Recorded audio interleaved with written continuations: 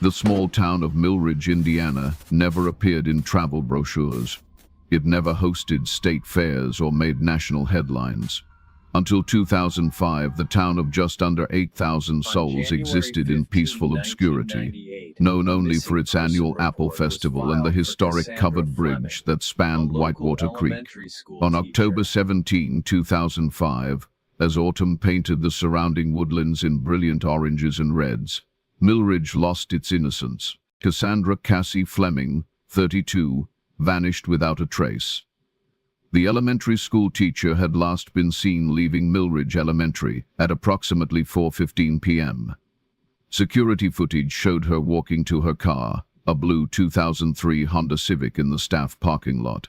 She placed her bag in the passenger seat, started the engine, and drove away. That was the last confirmed sighting of Cassandra Fleming. Her disappearance initially generated little concern. When she failed to arrive for dinner with her sister Vanessa that evening, the assumption was that she had forgotten or been delayed. Calls to her cell phone went straight to voicemail. By the following morning, when Cassandra failed to arrive for her third-grade class and still hadn't returned calls, Vanessa contacted the Millridge Police Department. Officer Thomas Grayson took the initial report. The case file noted his preliminary assessment. No immediate indication of foul play. Subject may have left town voluntarily. This assessment would prove to be catastrophically wrong. 48 hours after her disappearance, Cassandra's Honda Civic was discovered abandoned at Whitewater Creek Park, approximately 3 miles from the elementary school. The vehicle was locked, with her purse and cell phone still inside. The driver's seat was positioned farther back than would have been comfortable for Cassandra's 5'4" frame. That was the moment everything changed, recalled retired Detective Philip Masterson in a 2023 interview. Finding that car with her belongings still inside, that's when we knew we were dealing with a potential abduction. The search for Cassandra Fleming expanded rapidly. Volunteer groups formed to comb through Whitewater Creek Park and the surrounding areas. Police divers searched the creek itself. Helicopters equipped with thermal imaging cameras surveyed the dense woodlands beyond the park boundaries. Missing person flyers appeared throughout Millridge and neighboring communities, and still Cassandra Fleming remained missing. As days stretched into weeks, disturbing patterns emerged in the investigation. Cassandra's apartment showed no signs of packing or preparation for a planned departure. Her passport remained in her desk drawer. Her bank accounts showed no unusual activity, and her credit cards remained unused after her disappearance. Perhaps most troubling was what investigators discovered on Cassandra's school-issued laptop. In the weeks leading up to her disappearance, she had conducted multiple searches related to a former student, 11-year-old Timothy Walsh, who had died in a house fire 3 years earlier. At that point, we weren't sure if this was relevant to her disappearance or just a tragic coincidence, Masterson explained. But it opened up an entirely new avenue of investigation. The Walsh house fire had been ruled accidental, the result of faulty electrical wiring in the family's aging farmhouse. Timothy had been trapped in his second-floor bedroom. His parents, Jonathan and Rebecca Walsh, had escaped with severe burns but were unable to reach their son before the structure collapsed. Cassandra had been Timothy's teacher during his final year of life. By all accounts, she had been deeply affected by his death, attending grief counseling sessions offered by the school district and maintaining contact with the Walsh family in the months following the tragedy. But why had she suddenly begun researching the fire again, 3 years later? The investigation took an even more puzzling turn when police discovered a locked folder on Cassandra's laptop. When digital forensics finally accessed its contents, they found dozens of photographs of abandoned properties around Millridge. The timestamps indicated the pictures had been taken in the weeks before her disappearance. One location appeared multiple times: the old Abbott farm, which had been abandoned since the 1996 and stood isolated at the end of a long private road, surrounded by dense woods. A search of the Abbott property revealed nothing conclusive. No signs of Cassandra, no evidence of recent activity. The investigation began to stall. Leads dried up. Media attention waned. By early 2006, the active investigation into Cassandra Fleming's disappearance had been reduced to occasional follow-ups on increasingly improbable tips. For 16 years, Cassandra Fleming remained one of Indiana's most perplexing missing persons cases, until February 14, 2021. Valentine's Day in Millridge arrived with unexpected snowfall. Derek Winters, 19, and his girlfriend Alicia Porter, 18, had planned to visit the historic covered bridge, a popular spot for romantic outings. Finding the main road impassable due to snow, they parked on a Forest Service road and decided to hike to a scenic overlook. "We weren't really looking for anything," Derek would later tell investigators. "We just wanted to take some pictures of the snow." What the young couple discovered instead would finally break open the 16-year-old cold case. Approximately 200 yards from the service road, partially concealed beneath a fallen tree and years of accumulated forest debris, Derek spotted what he initially thought was a machin. Upon closer inspection, the grim reality became clear. They had discovered human remains. The teenagers immediately contacted authorities. The recovery operation lasted 3 days, complicated by snow and the need to preserve potential evidence. Forensic examination would eventually confirm what many in Millridge had long feared. The remains belonged to Cassandra Fleming. Finding Cassie brought a strange mix of emotions. Vanessa Fleming told reporters, "There was the grief of finally knowing she was gone, but also relief that we could finally bring her home." The discovery of Cassandra's remains transformed the missing person case into a homicide investigation. The manner of death was determined to be blunt force trauma to the skull. More significantly, the location where her body was found, remote woodland nearly 7 miles from where her car had been abandoned, suggested the killer had intimate knowledge of the area. The new investigation team, led by Detective Laura Harmon, approached the case with fresh eyes. They revisited every witness statement, re-examined every piece of evidence, and applied modern forensic techniques unavailable during the original investigation. "Cold cases are puzzles with missing pieces," Detective Harmon explained. "Our job was to find those pieces, even if that meant looking in places the original investigation hadn't considered." One such place was the Walsh House fire. Cassandra's sudden interest in the fire shortly before her disappearance had always troubled investigators.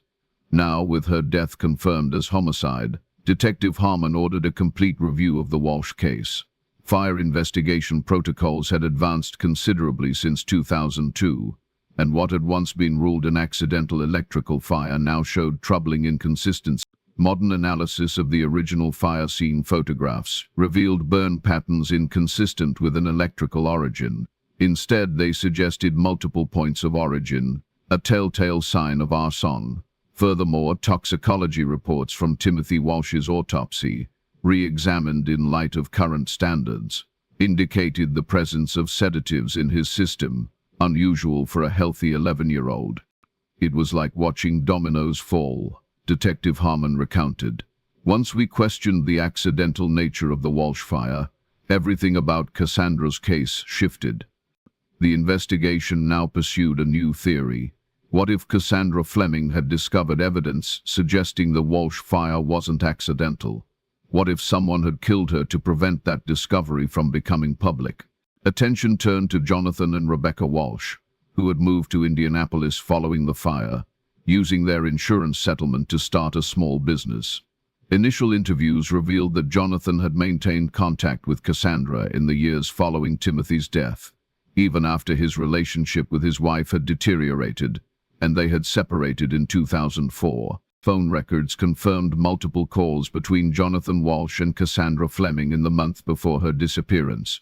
The last call occurred just hours before she was last seen leaving Military Elementary. "We began to see a pattern," Detective Harmon said.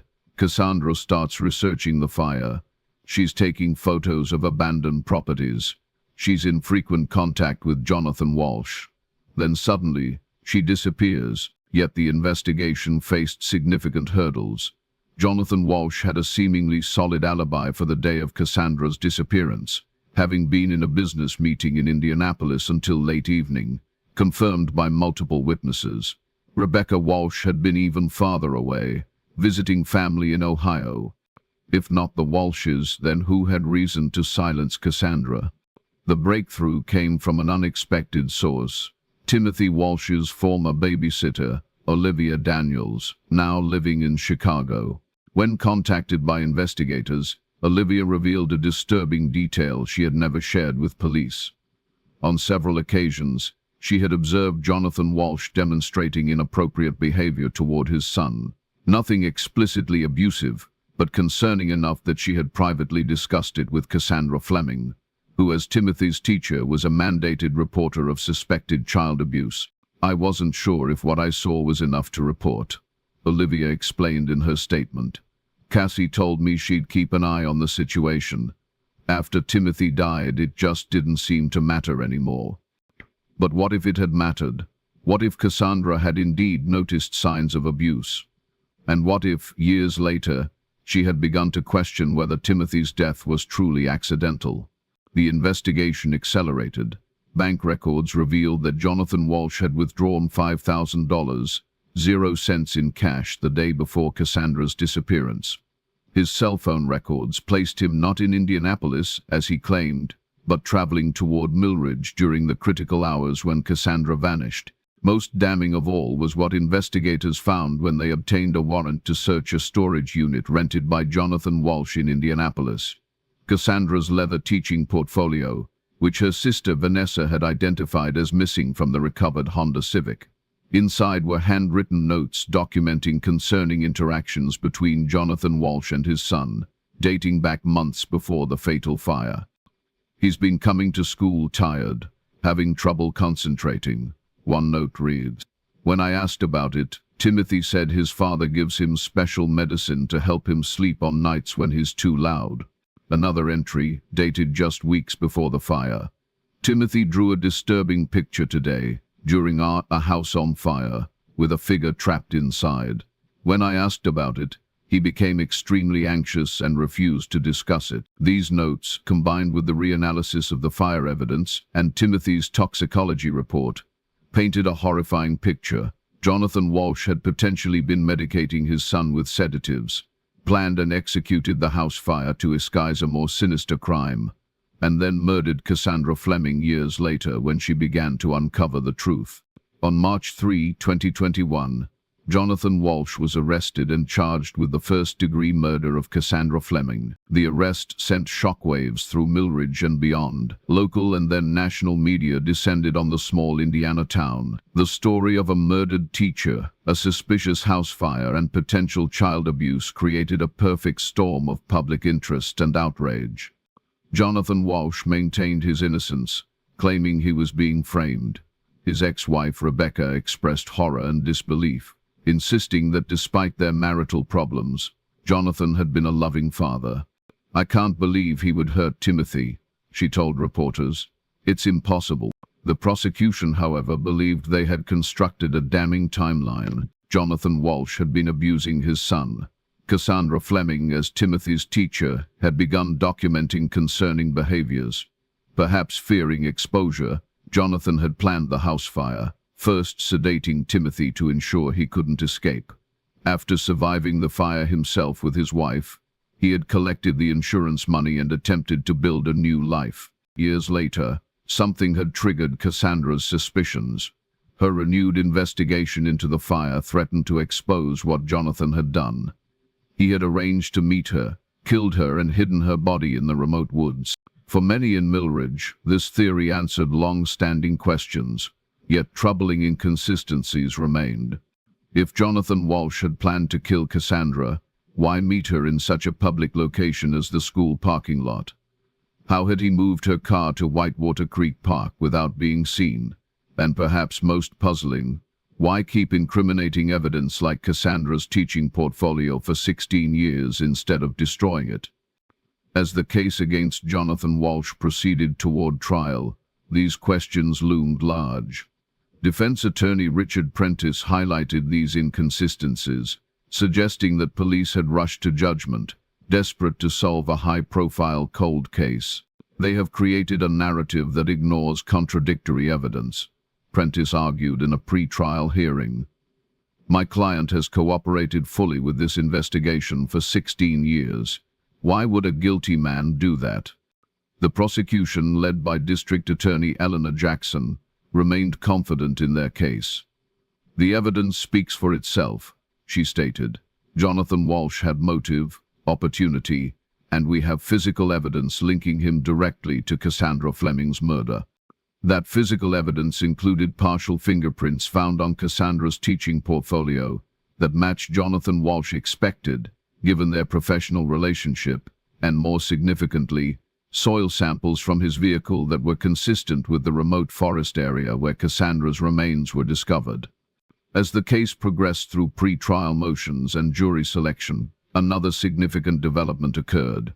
Rebecca Walsh, who had initially defended her ex-husband, approached prosecutors with new information. In a sworn statement, Rebecca revealed that Jonathan had left their hotel unexpectedly on the night of the house fire, claiming he needed to return home for work documents. He had been gone for approximately 2 hours before returning, visibly agitated. The fire had started less than 30 minutes after his return. "I never connected it before," her statement read. "I was traumatized by losing Timothy, by my own injuries. But now, looking back, there were so many strange things about that night." This new testimony strengthened the prosecution's case considerably. If Jonathan had returned to the house before the family had settled in for the night, he would have had opportunity to plant accelerants and ensure Timothy was sedated. As the trial date approached, the media coverage intensified. True crime enthusiasts dissected every detail released to the public. Internet sleuths created elaborate theories connecting the Walsh fire and Cassandra's murder to other unsolved cases. Documentary filmmakers descended on Mill Ridge, interviewing anyone remotely connected to either case. For Vanessa Fleming, watching her sister's murder become public entertainment was excruciating. "People forget there's a real person at the center of this," she told a local reporter. "Cassie was kind and brave. She loved her students. If she suspected something was wrong with Timothy, of course she would have tried to help him. That's who she was." The Walsh fire site had long since been cleared, with a new home built on the property, but the location where Cassandra's remains were found became an unofficial memorial, with flowers and notes left by former students, colleagues, and community members. The trial of Jonathan Walsh versus the state of Indiana was scheduled to begin on June 7, 2021. Prosecutors had compiled over 2,000 pages of evidence. Dozens of witnesses were prepared to testify. Media outlets had secured positions for what promised to be one of the most closely watched trials in Indiana history. But on June 4, 3 days before the trial was set to begin, Detective Laura Harmon received an anonymous email containing a video file. The timestamp indicated it had been recorded in 2005. The day of Cassandra Fleming's disappearance. The footage, apparently from a private security camera at a business near Whitewater Creek Park, showed Cassandra's Honda Civic pulling into the parking area. The driver exited the vehicle, clearly not Cassandra Fleming, and clearly not Jonathan Walsh. Instead, the grainy footage showed a woman, her features partially obscured by a hooded jacket, leaving the Honda Civic and walking quickly toward another vehicle parked nearby. "We enhanced that footage dozens of times," Detective Harmon would later explain, "and each time the conclusion became more certain and more disturbing. The woman abandoning Cassandra Fleming's car was Rebecca Walsh." The investigation pivoted dramatically. Rebecca Walsh was brought in for questioning. Initially, she denied any involvement, claiming the footage was fabricated or showed someone else. But when presented with enhanced images and additional evidence, recovered from cell tower data placing her phone in Mill Ridge on the day of Cassandra's disappearance contradicting her claim that she had been in Ohio, Rebecca's story began to unravel. After 6 hours of interrogation, Rebecca Walsh confessed. According to her confession, it was Rebecca, not Jonathan, who had orchestrated Timothy's death and later killed Cassandra Fleming. Her motive was both calculated and disturbing. A $750,000 0-cents life insurance policy on Timothy that Jonathan had been unaware of, taken out just months before the fire. Rebecca had been the one administering sedatives to Timothy, stolen from her job as a pharmacy technician. She had planned and executed the house fire while Jonathan was away, carefully staging it to appear electrical in origin.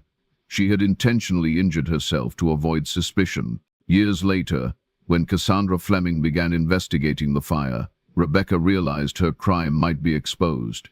She arranged to meet Cassandra at the school, posing as Jonathan by using his phone to send text messages. During that meeting, she had killed Cassandra and transported her body to the remote location using Jonathan's truck, which she still had access to despite their separation. She had planted Cassandra's teaching portfolio in Jonathan's storage unit during a visit months later, knowing it contained notes about Timothy that would implicate Jonathan if the case were ever reopened. It was the perfect frame, Detective Harmon noted. She used Jonathan's history with Cassandra, his access, his vehicle. Everything pointed to him. If not for that security footage, an innocent man would have gone to prison for crimes he didn't commit. Jonathan Walsh was released from custody immediately. Rebecca Walsh was charged with 2 counts of first-degree murder, arson, insurance fraud, and numerous other felonies. Facing overwhelming evidence, she accepted a plea deal, receiving consecutive life sentences without possibility of parole. For the residents of Millridge, the resolution of Cassandra Fleming's murder brought closure but also profound disillusionment. The realization that Rebecca Walsh, who had received tremendous community support following the tragic death of her son, had in fact murdered her own child for insurance money, was almost impossible to comprehend. Evil wears a convincing mask. Vanessa Fleming reflected at a memorial service held for her sister after the case was closed. Cassie saw through that mask, and it cost her her life.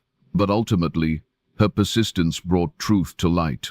Even from beyond the grave, the old Abbott farm, which Cassandra had photographed repeatedly before her death, proved to be the final piece of the puzzle. Rebecca Walsh's family had owned the property generations earlier. It was a place she knew intimately, a connection that investigators would have discovered had they looked deeper into her background, rather than focusing exclusively on Jonathan.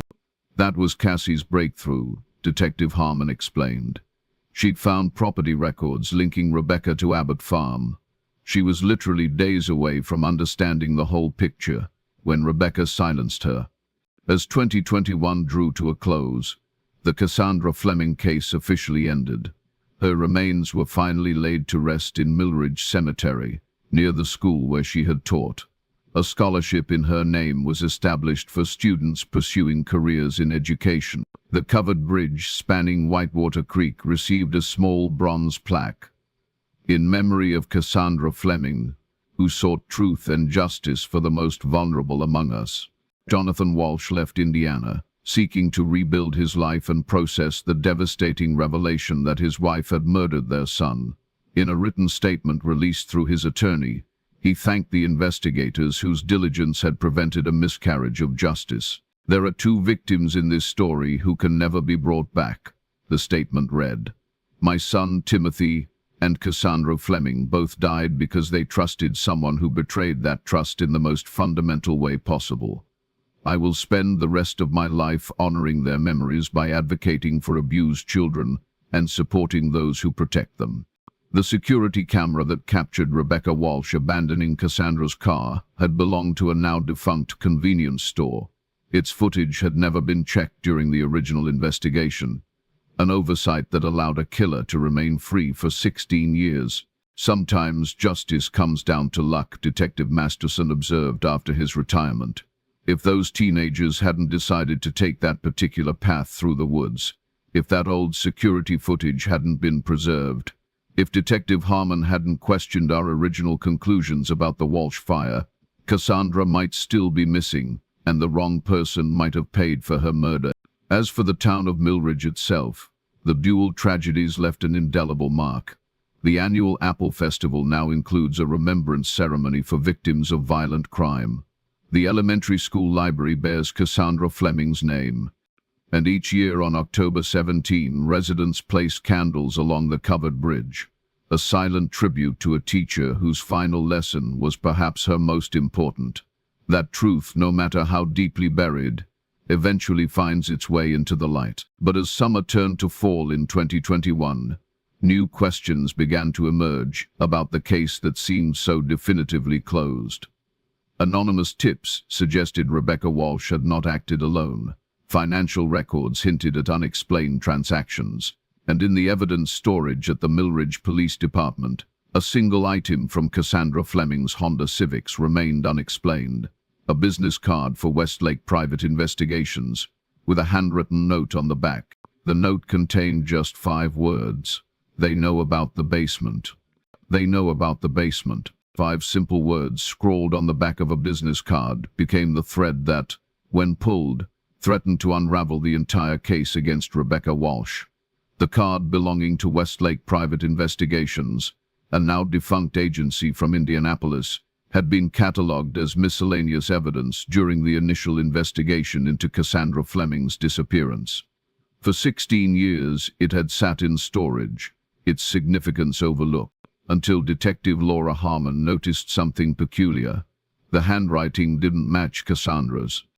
It was a detail that bothered me, Harmon would later explain. We had numerous samples of Cassandra's handwriting from her teaching materials. The note on that card was written by someone else entirely.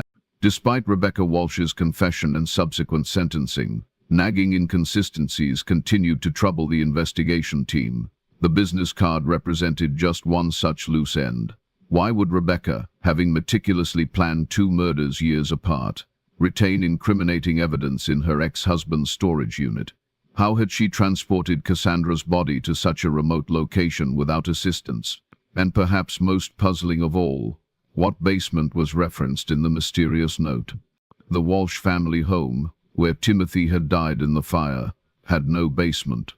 By November 2021, what had appeared to be a closed case was quietly reopened. The new investigation, kept deliberately low profile to avoid media attention, began with Westlake Private Investigations. The agency had ceased operations in 2012, its founder, Michael Westlake, having died of a heart attack the previous year.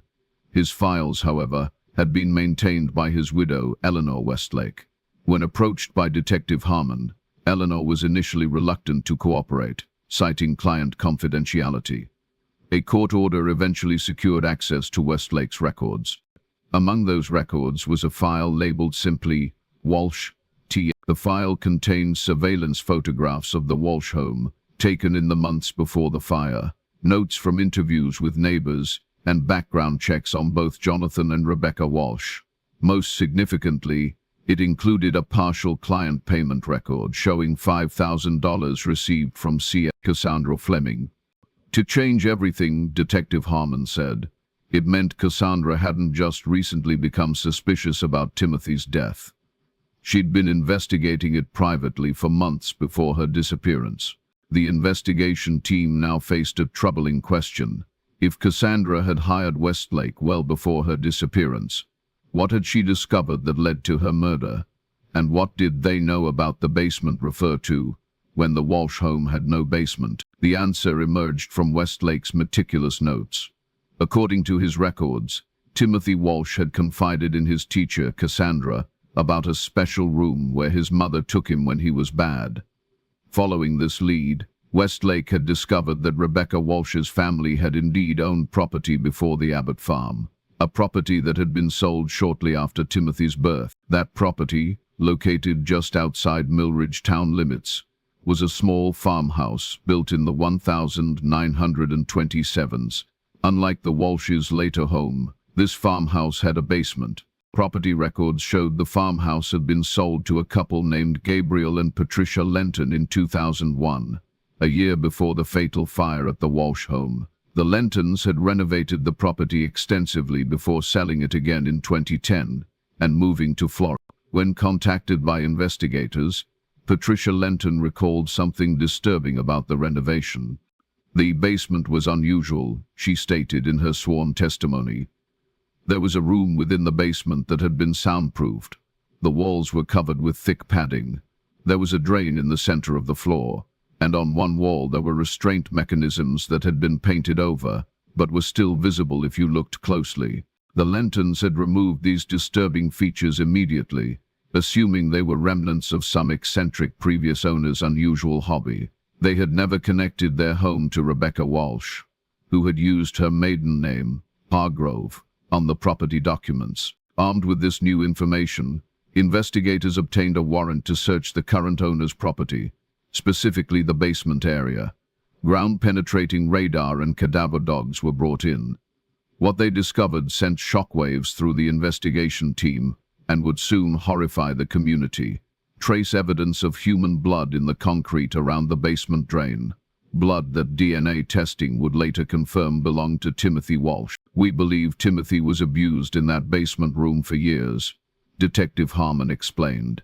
"Rebecca would take him there under the pretense of visits to family property.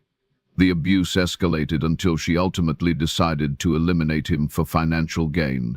But if that was true, how had Cassandra discovered this information? And how did it connect to her murder 16 years later?" The next breakthrough came from an unexpected source. Olivia Daniels, Timothy's former babysitter, who had previously provided information about Jonathan Walsh's behavior, contacted Detective Harmon after seeing news reports about the reopened investigation. "I didn't tell the whole truth before," she admitted. "I was afraid, but I can't keep silent anymore." According to Olivia, she had witnessed concerning interactions between Timothy and his mother, not his father. On several occasions, she had observed Rebecca threatening the boy with special punishment if he misbehaved. Once she had seen bruising on Timothy's wrists, which Rebecca explained away as injuries from a playground accident. Most significantly, Olivia revealed that she and Cassandra had discussed these concerns extensively. Cassandra had confided in Olivia that she planned to report her suspicions to Child Protective Services, but wanted concrete evidence first. "That's when she mentioned hiring a private investigator," Olivia stated. "She wanted proof before making accusations against a parent who was well respected in the community." This testimony aligned perfectly with the Westlake records. Cassandra had indeed hired the investigator, who had uncovered the connection to the farmhouse with the disturbing basement room. But before she could report her findings, the Walsh house fire occurred, killing Timothy. "We believe Cassandra suspected the timing wasn't coincidental," said Detective Harmon. "But without proof, and with the fire ruled accidental, she couldn't pursue her suspicions officially. Instead, Cassandra had continued her private investigation, maintaining contact with both Walsh parents after their separation. She had documented her findings meticulously in her teaching portfolio, creating a record that would eventually help solve both crimes. But something still didn't add up. If Rebecca Walsh had acted alone, as her confession claimed, why did the note reference they, knowing about the basement? The answer would ultimately implicate a third person in the disturbing case. In January 2022, investigators re-interviewed everyone connected to the Walsh family and the elementary school where Cassandra had taught.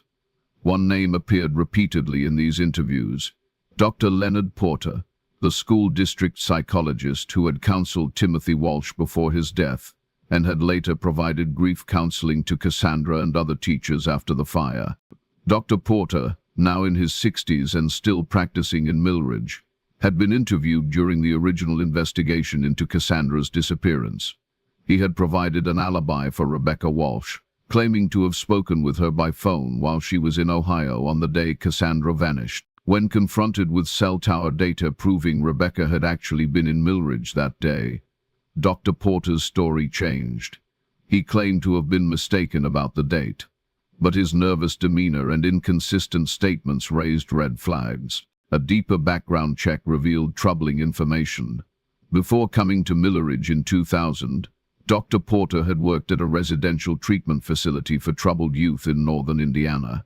He had left that position abruptly following internal allegations of inappropriate conduct, with patients' allegations that had been settled privately with no criminal charges filed. Most damning of all was what investigators found when they obtained a warrant to search Porter's home.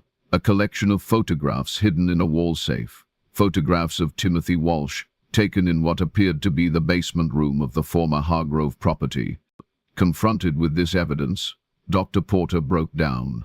His subsequent confession revealed a conspiracy far more disturbing than anyone had imagined. According to Porter, he and Rebecca Walsh had been involved in both a romantic relationship and a partnership in abuse. Porter had identified vulnerable children through his position as school psychologist, while Rebecca had provided the location for the abuse, the soundproofed basement room in her family's former property. Timothy Walsh had been their primary victim. When Cassandra Fleming began noticing signs of trauma in her student and started asking questions, Porter had alerted Rebecca. Together they had monitored Cassandra's growing investigation.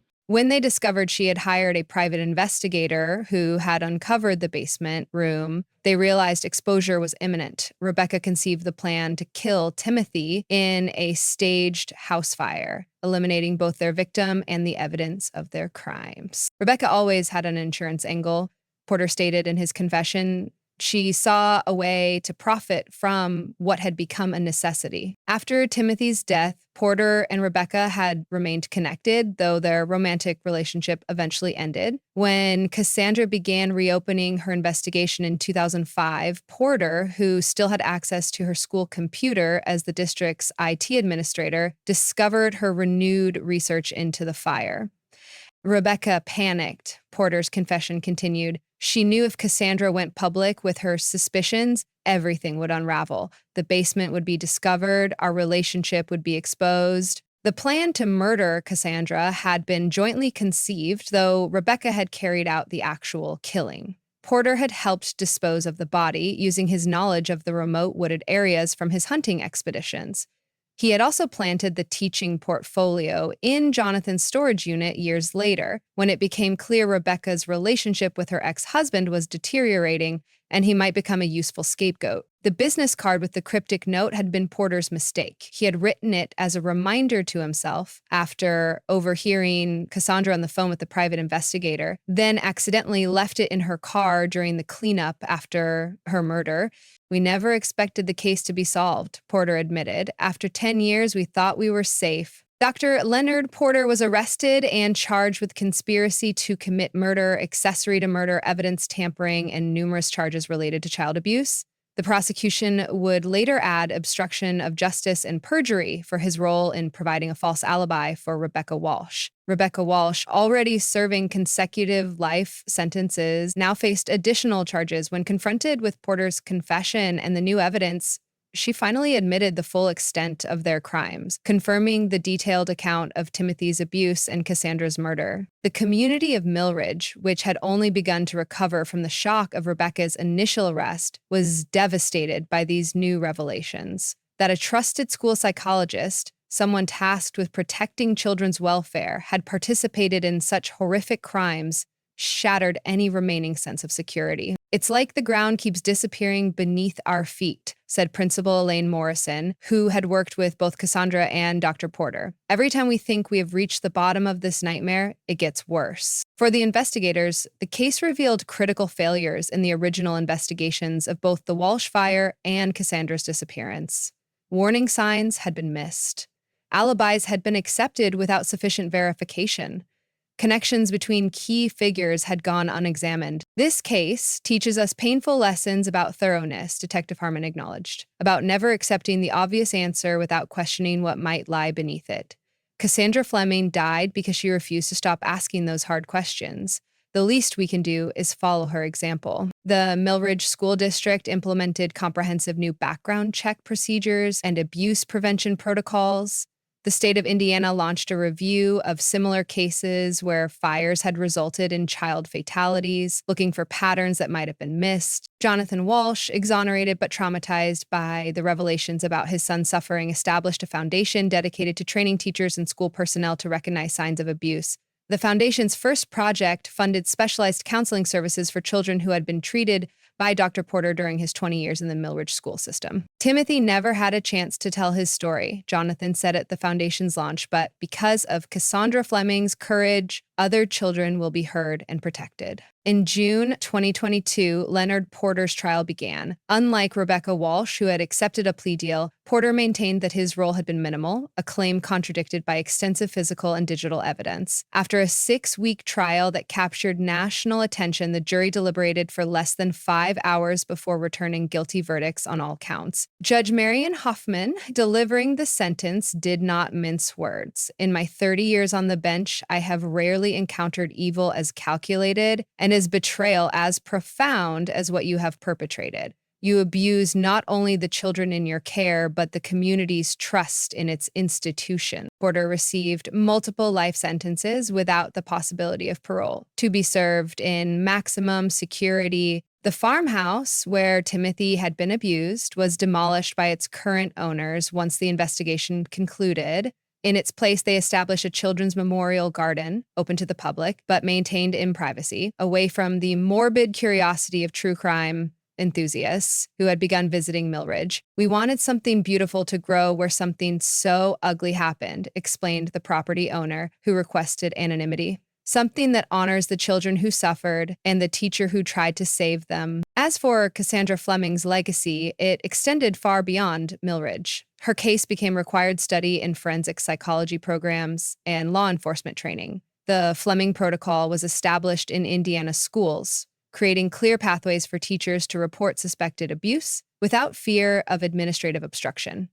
The business card that had ultimately broken the case open with its cryptic note about the basement was preserved in the State Crime Lab's teaching collection, a reminder of how seemingly insignificant details can unlock the most complex cases. Vanessa Fleming established a scholarship in her sister's name, awarded annually to a student pursuing a career in child advocacy. At the first scholarship ceremony, she reflected on her sister's legacy. "Cassie used to say that teaching was about seeing, truly seeing each child and what they needed. In the end, she saw what others missed, and it cost her everything. But that same vision, preserved in her careful notes and persistent investigation, eventually brought truth to light." The final chapter of the investigation came in August 2022, when a complete review of Dr. Porter's patient files revealed a disturbing pattern. Over his 20-year career in Millridge, he had flagged 37 children for specialized intervention, children who shared certain vulnerable characteristics: single-parent households, previous trauma, limited family support systems. Cross-referencing these files with Rebecca Walsh's known movements suggested at least 7 children may have been victimized in the basement room before Timothy. With both perpetrators now incarcerated, investigators approached these cases with extreme sensitivity, reaching out to the now adult former patients with offers of support rather than interrogation. 3 came forward with fragmented memories of abuse. 2 others had died in the intervening years, one by suicide, another from drug overdose, both potentially linked to untreated trauma. The remaining 2 denied any recollection of abuse, but accepted referrals for specialized counseling. "The ripple effects of predatory behavior can span decades," noted Dr. Elizabeth Hayes, the forensic psychologist who consulted on the investigation. "What happened in Millridge isn't just about 3 victims, Timothy, Cassandra, and Jonathan. It's about an entire community's stolen sense of safety, about trust broken in the institutions meant to protect our most vulnerable." For Derek Winters and Alicia Porter, the young couple who had accidentally discovered Cassandra's remains, the experience proved life-changing. Derek changed his college major to criminal justice, while Alicia began volunteering with child advocacy organizations. "We just happened to take a different path that day because of the snow," Alicia reflected. "It makes you realize how many secrets might still be out there, just waiting for someone to stumble upon them." The covered bridge spanning Whitewater Creek remained a central fixture in Millridge, its weathered boards bearing witness to both the community's darkest chapter and its gradual healing.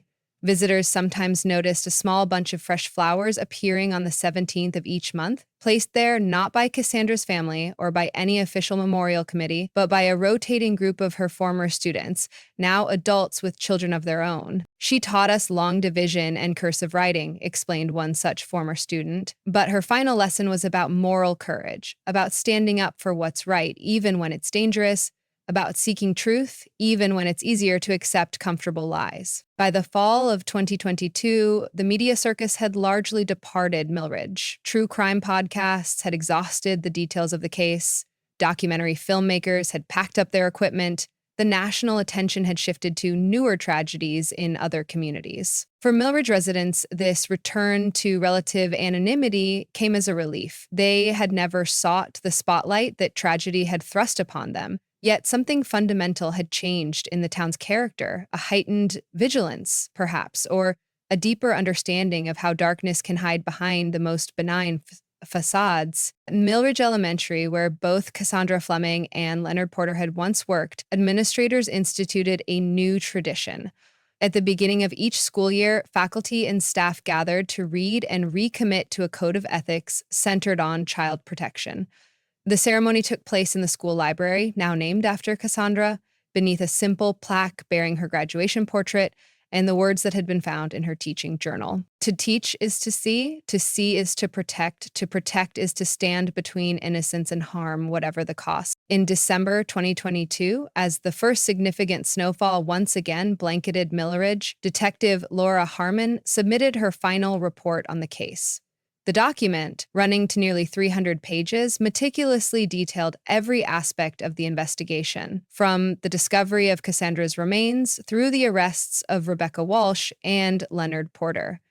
Her concluding paragraph spoke to the broader significance of what had occurred. The Cassandra Fleming case demonstrates how a community's perception of safety often relies on collective denial. We prefer not to see the warning signs of abuse and predation because acknowledging them requires uncomfortable action. Cassandra Fleming refused this comfortable blindness. Her persistence cost her her life, but ultimately saved others. The greatest tribute we can pay to her memory is to cultivate that same clear-sighted courage in ourselves and our institutions. The report was filed, the case officially closed, the evidence boxes were cataloged and moved to long-term storage where they would remain, gathering dust but preserving truth. A testament to how a teacher's determination to protect her student extended far beyond her lifetime. In the quiet cemetery on the outskirts of Millridge, Cassandra Fleming's grave received few visitors as winter deepened. Her parents had passed away during the year she was missing. Her sister Vanessa visited occasionally, but had eventually moved to California, seeking distance from memories too painful to confront daily. Yet on Christmas Eve, a solitary figure made his way through the snow-covered paths between the headstones. Jonathan Walsh, Timothy's father, placed a small, weatherproof container beside Cassandra's headstone. Inside was a letter, protected from the elements, addressed to the teacher who had tried to save his son. You saw what I couldn't see, the letter read, in part. You fought for Timothy when I failed him. I live with that failure every day, but because of your courage, the truth finally emerged from darkness. Timothy rests in peace now. I hope, somehow, you do too. He remained there briefly, head bowed, then departed, leaving no footprints, as fresh snow quickly filled his tracks. The cemetery returned to silence. The graves of teacher and student, buried in different places, but linked by a tragic bond, both at peace beneath the gently falling snow. In Millridge, Indiana, life continued. Children laughed and played. The covered bridge stood firm against winter storms. Spring would eventually return, bringing new growth to the memorial garden, planted where a basement room had once housed unthinkable crimes. And in classrooms across the state, teachers trained in the Fleming Protocol watched their students with educated eyes, alert to the subtle signs that might indicate a child in danger. Truly seeing the enduring legacy of a teacher who refused to look away, who pursued truth to her final breath, and whose determination ultimately brought justice from beyond the grave. The basement had surrendered its secrets. The truth had finally come to light, and somewhere, perhaps, Cassandra Fleming knew that her final lesson had been learned.